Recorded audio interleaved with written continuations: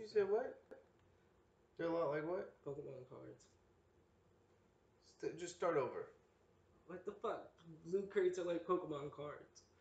Yeah. Right? That's just like going and buying a pack of Yu-Gi-Oh cards. There's like, I think there are 6 or 8 cards in a pack for And they $3.99. should be. Oh, I think they should be optional though. They are optional. No, in a game like Star Wars, you need a loot crate system in order to progress your characters. If you try to progress your characters without the loot crate systems, it's uh, it's an exercise in futility. Honestly, Well, you just save up your coin. you can spend it. It's just that at the rate that it takes to unlock everything, it's like 40,000 hours. It takes gameplay hours to unlock all the Jedi's and get them to tier 3. And that's not even to get the cards from tier 3 to tier 4. See what I'm saying? So what do you get in the loot crates though? The random cards. Some of them are Yeah. tier 4, so it's just that the drop rate's real low, and they're padded out with other things like cosmetics, taunts, gun variants, uh, new guns. I thought you'd still be able to play, so it is an option. It's still be able to play. You'd be able to play at the base level. The same with NBA and Madden. You'd still be able to play, but the progression of your player and your team and whatever is just real slow and takes a lot of time. But the thing is, you can also buy different things in an open market. You can't do that in Call of Duty, or you can't do that in, I don't know if you can do it in UFC yet, but I know in NBA and 2K and in Madden, you have an open market. You can sell things on the open market, and people can buy them for what they see worth. So pretty much your loot crates or your card packs open up. You get random things, and then hopefully it's something valuable enough you can put on the market or keep or use or whatever. So it gives you another option instead of doing random loot crates. You can just go to the open market and do that. That might be a middle ground solution to solve those problems because now you don't have to gamble. You don't have to force it. You can just go buy what you want on open market and make it a more monetary system. A better example of it being shoved down people's throats would be for the UFC beta, UFC 3 beta that's coming out. A character like Conor McGregor it can't use basic knee attacks, can't use elbow attacks, can't use a Superman punch. He can't use things that are classically his signature moves because you have to earn those in a loot crate.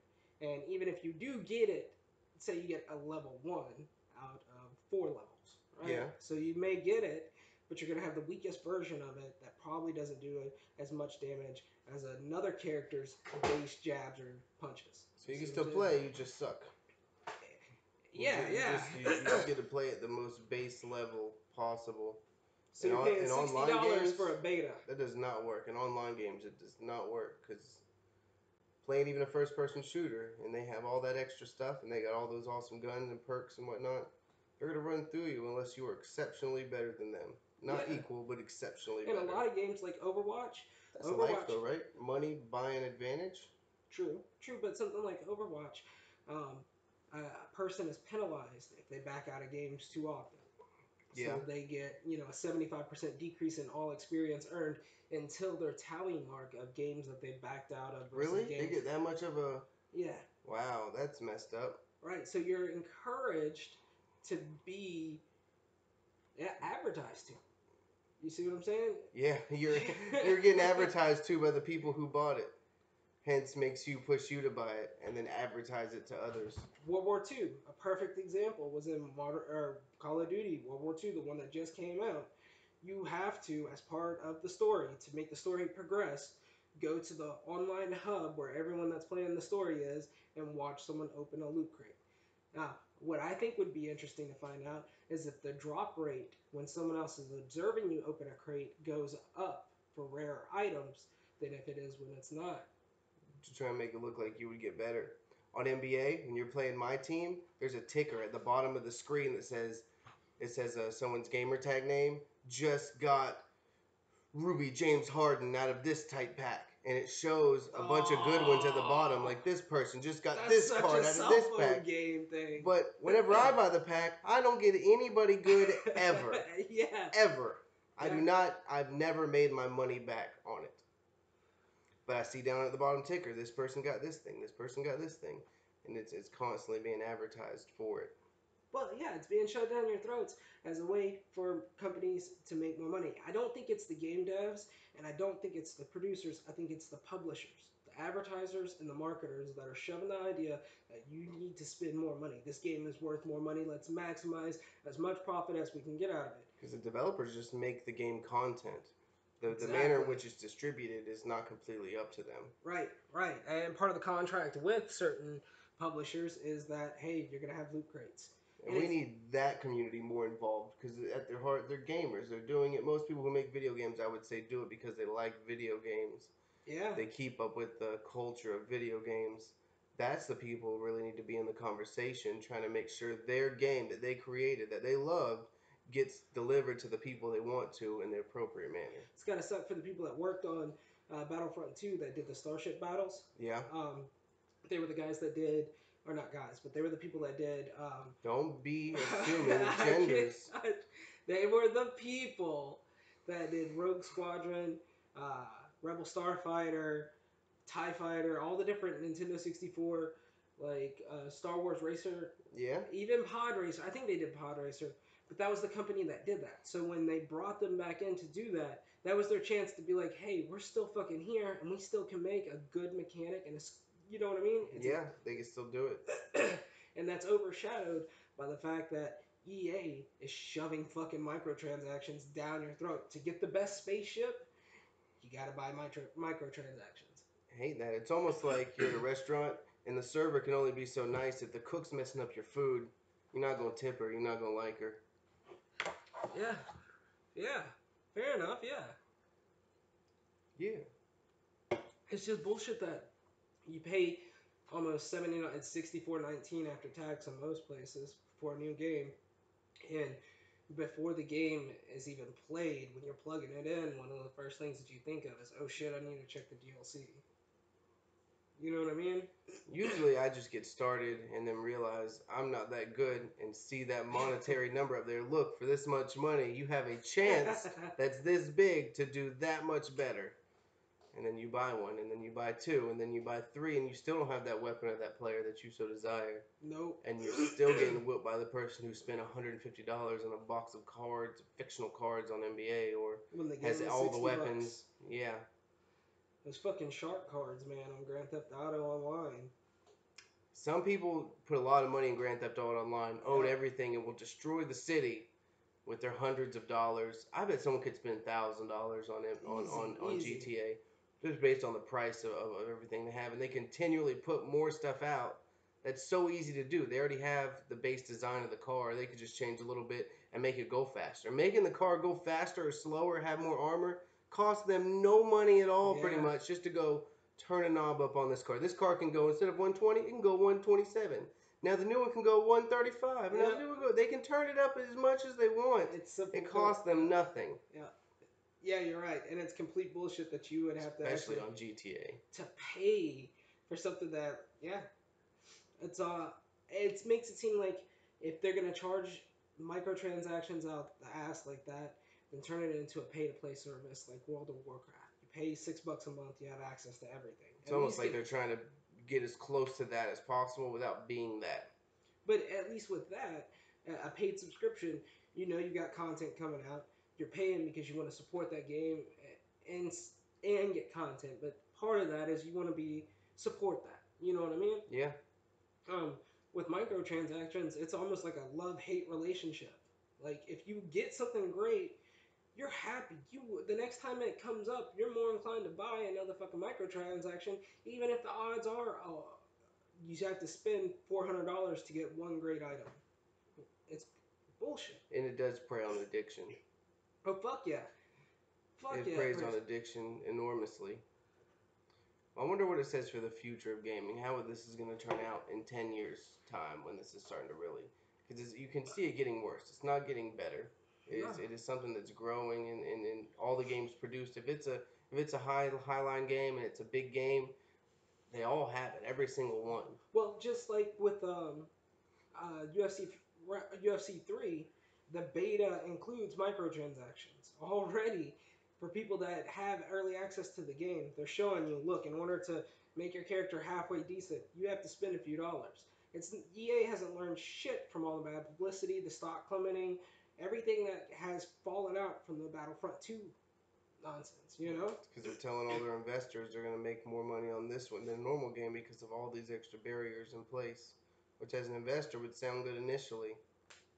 You know, it's So weird. maybe it's smaller companies coming up could help taper off the solution. Because if you think about like an open market, us the gamers, our votes are our money. Wherever we Yeah, spend our money, that's our vote on what we think should dominate the market.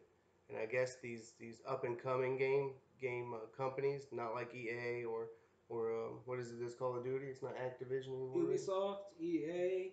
All those big ones. I guess But we need more people to start the new franchises. Start the first God of War and the first Call of Duty, and instead of just being Call of Duty 10 is out now. We need that next one to kind of come in place, almost like you see in sports or anything like big companies.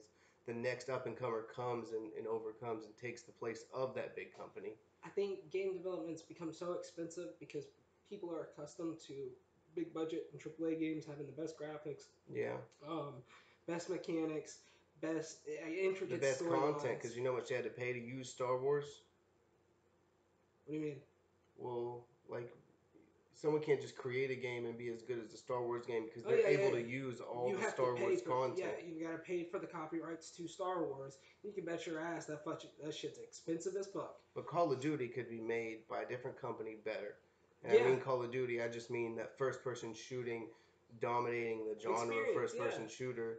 That could be someone could make another company can make a game and be better than that.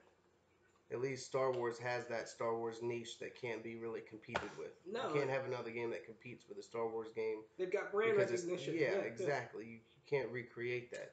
But you could beat out Call of Duty, and you can beat out Assassin's Creed, and you can beat out God of War, and you can beat out NBA. Oh yeah. Because Yeah, right but now well, NBA no, Live is because you trying no, to, no, no, no, because you would have to pay out the ass for the rights for NBA. and you can do that. And I don't see anyone doing with football, but there is two NBA games. There's Yeah, NBA 2K and NBA Live. and NBA Live, and NBA 2K just owns the market. NBA Live never even comes close to the sales and money made from the game. So you're still able to do that a little bit, but some of those games can't be competed with, and some can.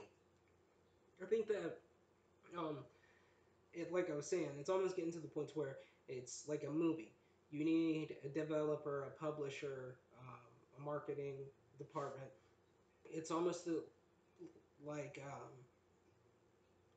there's a paywall to get into the industry, if that makes Yeah, sense. You know, I guess it'll start to become like movies. Like the only way to make a movie, as if you're part of SAG after yeah, or if you're part of those institutions, or if you go to the one of the big dominating, franchise it's not franchise. What's the name of people who produce like Miramax, all production. the different film companies or Yeah, production companies? You have to go through those people to be able. they're the gatekeepers at that point. I mean, you really got to blow Harvey Weinstein to get your movie made. To In get a your video sense, but game. pretty much you Yeah. just got to bend over backwards for Miramax or for whatever one the one is with the Lion or Paramount. You have to go through them, and maybe that's what's going to end up with video games, where it's almost a monopoly with a handful of companies regurgitating movies and games we really don't want to see anymore. So we got to dig through all the bullshit to get that one Quentin Tarantino one who was really a gem, didn't have all the budget, didn't have all the extras to it, Yeah. which would be very disappointing. It's, but that's the shit. That's the way it's going. You see, in the new WWE Wrestling 2K or WWE 18, Yeah. when you get an achievement, there's a Doritos logo attached to that I achievement. don't mind that as much. I'd rather have that. I can deal. What I'm saying though is that it's getting to the point. There's product placement in our video games now. There's paid sponsored content in our video games. To me, that's a better solution than the pay-to-play barriers. Well, it just seems fucked up that a cell phone game, something like Marvel Future Fight on my cell phone, that's free to turn on and play and grind out, is the same system that Star Wars is using. I would For a expect that out of $60 the video, game. out of the phone game. Right, but a $60 game, I should have access to 90% of that game. At least 90% of that game. Well, I understand though, like Look. to play online, to get better, and then to get access to better weapons. Mm-hmm. That was part of The it from progression Call of system. Duty and all kinds of different games. is that as you got to level this level, you got new things you could unlock and That new goes things you back. get, That goes back and you to could like do God that of without pay to War. play. And, You could do it. yeah. But even games like Devil May Cry, the more you progress through the story or your levels, you unlock better moves, better combos, Yeah. better weapons. Right? Yeah, that's basic. But like with Star Wars, if you buy the deluxe edition and you have the code to unlock like all 3 tier 4 cards for Kylo Ren, Rey, and the Emperor, when you put that code in, it doesn't download anything. All it does is allow you to access something that's already on the game Yeah. disc and already there. They already made it. Yeah. They made the whole game, and they said, all right, well, this is extra, this is extra, this is extra. Exactly. Just cut it off to get its base, and you have to pay for the rest. Yeah, that's right, what's fun. But what's going to happen if they make loot boxes illegal? What's going to be the effect on the industry? Is it going to come to the point where games are going to be more expensive now? I feel like all it's going to take is one amazing game to be $70, and then the rest, big names, are going to try and follow with $70 is now the game. Because it's been $60 for quite some time, and $70 is really, it seems like only $10 jump, but that's a new line drawn to make it $70 for a game. $60 is already a lot for a brand new game, I feel like. But what's going to happen if they make loot boxes illegal, or the government really does start stepping in with the pay to play? And but see, then you is that really going to be a good thing? If you allow the government to come in and say what is and isn't pay to play, you also allow the government to come in and censor. And I think that'll be a huge issue. They've already tried back in the 90s saying that violent video games cause shit like Columbine and the other school shootings. We all know that was Marilyn Manson's fault.